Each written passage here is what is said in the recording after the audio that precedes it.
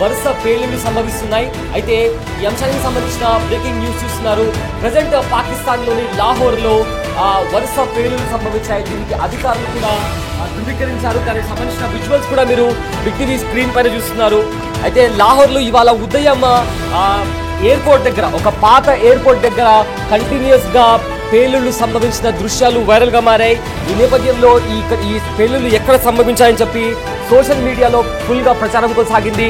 అయితే ఇదే నేపథ్యంలో ఇది పాకిస్తాన్ లోని లాహోర్ కి సంబంధించిన ఒక వాల్టన్ ఎయిర్ ఫీల్డ్. ఇది ఒక పాత ఎయిర్పోర్ట్. ఆ ఎయిర్పోర్ట్ లో పేలుళ్లు సంభవించాయి. అక్కడున్న ప్రజలు కూడా భయాందోళనకు గురై అక్కడి నుంచి బయటికి పరిగెత్తారు. అయితే ఇంతలో ఒక వ్యక్తి తన ఫోన్ లో రికార్డ్ చేసిన విజువల్ సోషల్ మీడియాలో వైరల్ గా మారాయి. అయితే దీన్ని పాకిస్తాన్ లో అక్కడున్న స్థానిక ప్రజలతో పాటు పాకిస్తానీ ఆర్మీ అధికారులు కూడా ఇది లాహోర్ లో సంభవించిన పేలుళ్లు, లాహోర్ లో ఒక పాత ఎయిర్పోర్ట్ దగ్గర సంభవించిన పేలుళ్లు అని కూడా ఇప్పటికే పాకిస్తాన్ అధికారులతో పాటు అక్కడున్న సామాన్య ప్రజలు కూడా దీన్ని ధృవీకరించారు. అయితే ఇండియా పాకిస్తాన్ మధ్య హై టెన్షన్ వాతావరణం కొనసాగుతుంది. బుధవారం ఉదయం 1 o'clock ఆ టైంలో ఇండియన్ ఆర్మీ త్రివిధ దళాలు కలిసి పాకిస్తాన్, అదేవిధంగా పాకిస్తాన్ ఆక్రమిత కాశ్మీర్ పైన మెరుపు దాడులు చేశాయి.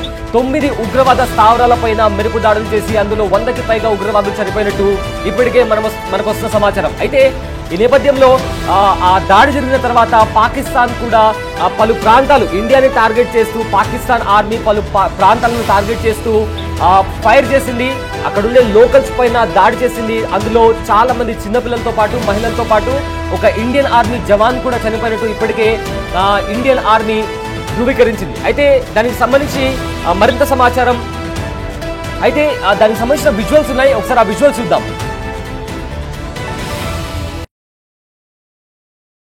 शॉट आ रहे थे, कह रहे थे रेडी स्टेडी, पता नहीं अपने नहीं। मैं उठ के बाहर आया, मैं तो वैसे भी वो मिसाइल था।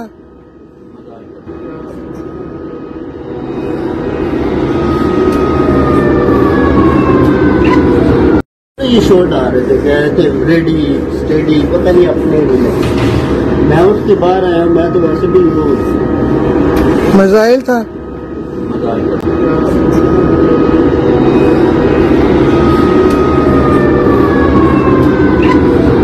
ये शॉट आ रहे थे, कह रहे थे रेडी स्टेडी, पता नहीं अपने नहीं। मैं उठ के बाहर आया, मैं तो वैसे भी वो मिसाइल था।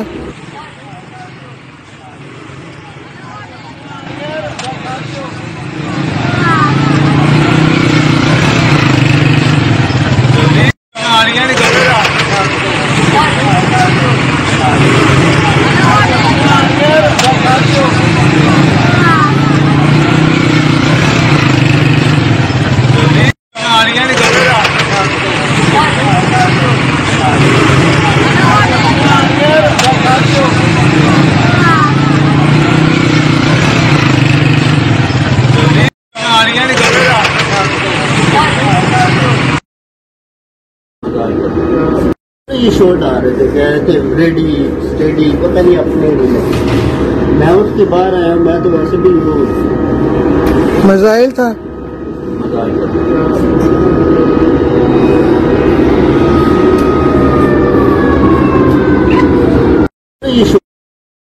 పాకిస్తాన్ లోని లాహోర్ లో టెన్షన్ వాతావరణం కనిపిస్తుంది. అయితే అక్కడ ఒక పేలుడు సంభవించింది. లాహోర్ పాత ఎయిర్పోర్ట్ లో పేలుడు సంభవించినట్లు ఇప్పటికే పాకిస్తాన్ అధికారులతో పాటు అక్కడుండే స్థానికులు కూడా ధృవీకరించడం జరిగింది. అయితే ఆ పేలుళ్ల శబ్దం వినిపించినప్పుడు అక్కడుండే ప్రజలు కూడా బయటికి పరుగు తీసిన పరిస్థితి కూడా కనిపించింది.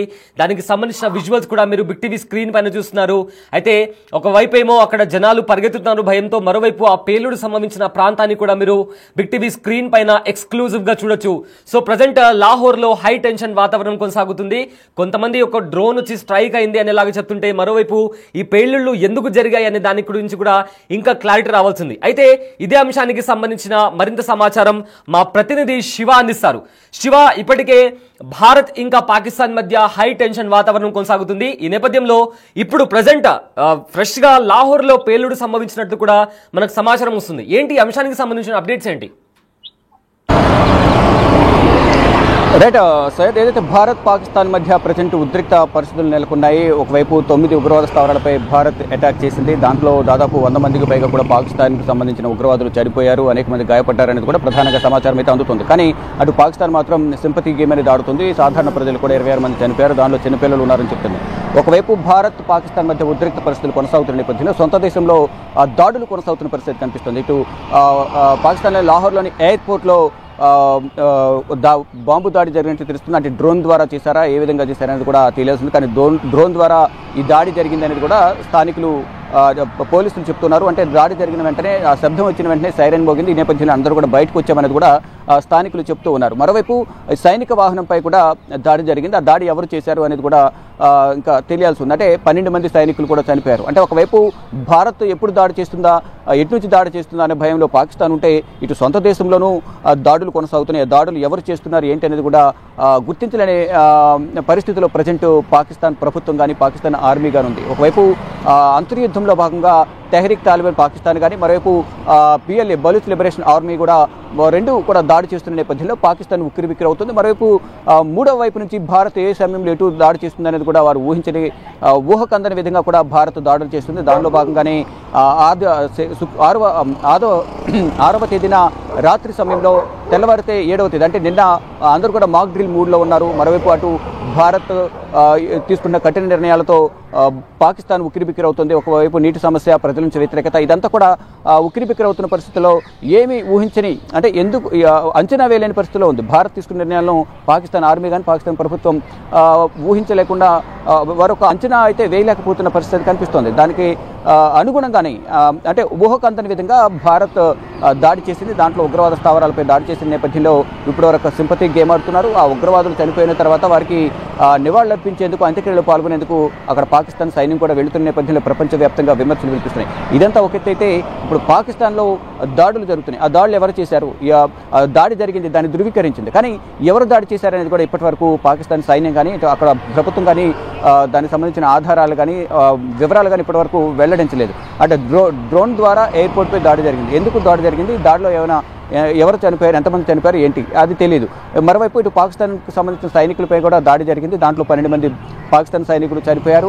ఇలా పాకిస్తాన్కి సంబంధించిన సైనికులను రోజు రోజుకు BLA బలూచ్ లిబరేషన్ ఆర్మీ దాడి చేయడం, దాంట్లో పాకిస్తాన్ సైనికులు చనిపోవడం, మరోవైపు పాకిస్తాన్లో యుద్ధం చేయడానికి సరైన సైన్యం లేకుండా ఇబ్బంది పడుతున్న నేపథ్యంలో ఇలా సొంత దేశంలోని ఉగ్రవాద సంస్థలు ఏవైతే ఉన్నాయో అంతర్యుద్ధం కొనసాగుతూ ఉంది. దానిలో భాగంగా పాకిస్తాన్ సైన్యం కూడా చనిపోతున్న పరిస్థితి కనిపిస్తోంది. కానీ ఇటు భారత్ తీసుకునే నిర్ణయాలు కానీ భారత్ చేసే దాడులకు పాకిస్తాన్ సరైన బదులు ఇవ్వలేకపోతుంది. కానీ మేము గట్టిగా బదులిస్తామంటూ కూడా వారు ప్రగల్భాలు పలుకుతున్నప్పటికీ అక్కడ కేవలం మేము పాకిస్తాన్కి సంబంధించిన ఉగ్రవాద స్థావరాలే టార్గెట్గా మేము దాడులు చేస్తున్నాము, ఇతర సైనికులపై కానీ సాధారణ జనంపై కానీ మేము ఎక్కడ దాడులు చేయలేదనేది కూడా నిన్నంతా వివరణ ఇచ్చారు. ఎవరైతే వింగ్ కమాండర్ యోమికా సింగ్, మరోవైపు ఆర్మీ కల్నల్ ఖురేషి కూడా దానికి సంబంధించి మహిళ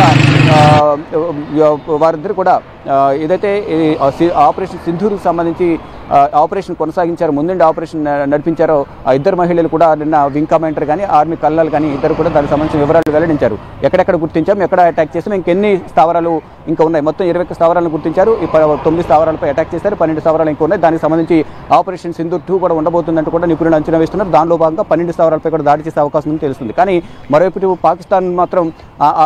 పాకిస్తాన్ దేశంలో మాత్రం దాడులు అయితే కొనసాగుతున్నాయి. దీని ద్వారా ఇంకా భయానక వాతావరణం పాకిస్తాన్లో కొనసాగుతుంది. ప్రభుత్వం కానీ ఆర్మీ కానీ ప్రజలు కూడా తీవ్ర ఆందోళన చెందుతున్న పరిస్థితి కనిపిస్తుంది. మొత్తంగా చూసుకుంటే పాకిస్తాన్ కూడా దాడికి మేము సిద్ధమంటూ కూడా భారత్పై ఎప్పుడు అటాక్ చేసేందుకని మేము రెడీగా ఉన్నామంటూ కూడా వారు కూడా చెప్తూ ఉన్నారు. కానీ ఇటు భారత సైన్యం కూడా ఎప్పుడు వారు అటాక్ చేసినా దాన్ని ఎదుర్కొనేందుకు మేము కూడా సిద్ధంగా ఉన్నామంటూ చెప్తూ ఉన్నారు. కానీ ఒకవైపు భారత్ ఎప్పుడు అటాక్ చేస్తుందో తెలియని పరిస్థితి పాకిస్తాన్కు ఉంది. మరోవైపు సొంత దేశంలో ఎవరు దాడి చేస్తున్నారు, ఎందుకు దాడి చేస్తున్నారు అనేది కూడా వారికి తెలియని సిచ్యువేషన్ అయితే ప్రజెంట్ కనిపిస్తుంది. ఇటు దానిలో భాగంగానే ఇక్కడ ఎయిర్పోర్ట్స్ అన్ని కూడా దాదాపు మూసివేశారు. ఎమర్జెన్సీ అనేది పాకిస్తాన్లో కొనసాగుతుంది. అత్యవసర విభాగాలు తప్ప, మెడికల్ సిబ్బంది తప్ప ఎవరు కూడా రోడ్లపైకి రావద్దంటూ కూడా వారందరికీ కూడా ఆదేశాలు జారీ చేశారు. ఎమర్జెన్సీ ప్రకటించిన నేపథ్యంలో ఎవరు కూడా రోడ్లపైకి రావద్దంటూ కూడా వారందరికీ సూచించారు. కేవలం ఎమర్జెన్సీకి సంబంధించిన సిబ్బంది మాత్రమే రావాలని తెలిపారు. ఇక లాహోర్, కరాచీ అలాగే సియాల్కోట్కు సంబంధించిన ఎయిర్పోర్ట్లు మూసివేశారు. కంప్లీట్గా విమాన రాకపోకలు గతంలో చూసుకుంటే కనుక రోజుకు 400 విమాన రాకపోకలు అనేవి